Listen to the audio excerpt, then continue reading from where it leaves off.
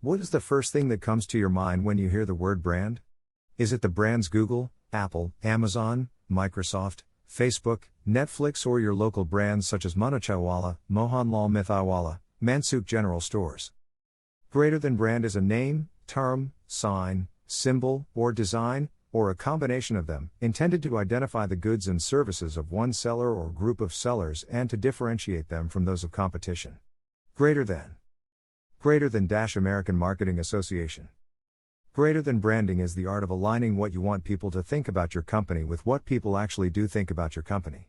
And vice versa. Greater than. Greater than - JBear, convince and convert. By the above definitions, one would argue that a brand is one which has been to inculcate all the above features and has fairly managed to able distinguish its product and services from its competitors. These are the brand elements, they are only the physical tangible attributes of a brand. Brand in itself is much bigger than that.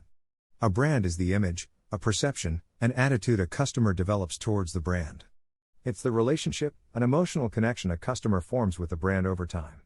It's the share of mind of a customer, i.e., it's the mental image that flashes before you whenever a customer comes in contact with any of the brand elements, name, sign, symbol, or design.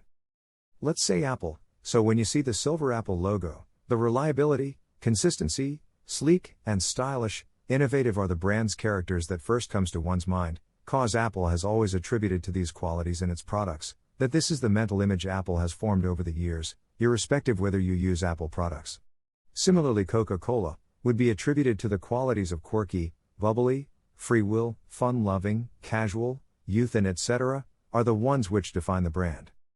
But what about the local stores which are all around us? Do they qualify as a brand? Yes, all such individual small SMEs are brand in their own selves.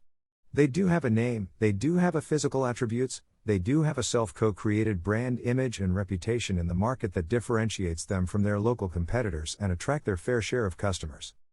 It's not the size or the market position of the brand that matters, but it is how does a brand interact and form an emotional connection to successfully gain a differential position in customers' mind, thereby create a relationship and convert them into gains for the brand, whether it is monetary or in terms of reputation, fan base, followers act. Can an individual person be a brand in its oneself? Yes, a person can be a brand in its oneself. Fascinating, right? Think about all the great personalities, celebs, sportsmen, politicians. For the given fact, even the new age social media influencers are all brands in their own selves. They do create a self-reputation, an emotional connection, the likability and differential factor for their respective audiences.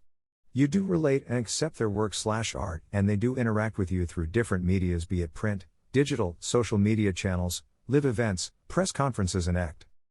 Thus, the key element for any brand to establish itself, there are three criterias. Physical tangible attributes, name, sign, symbol, design. Create a unique perception in customers' mind. Emotional connect and relationship.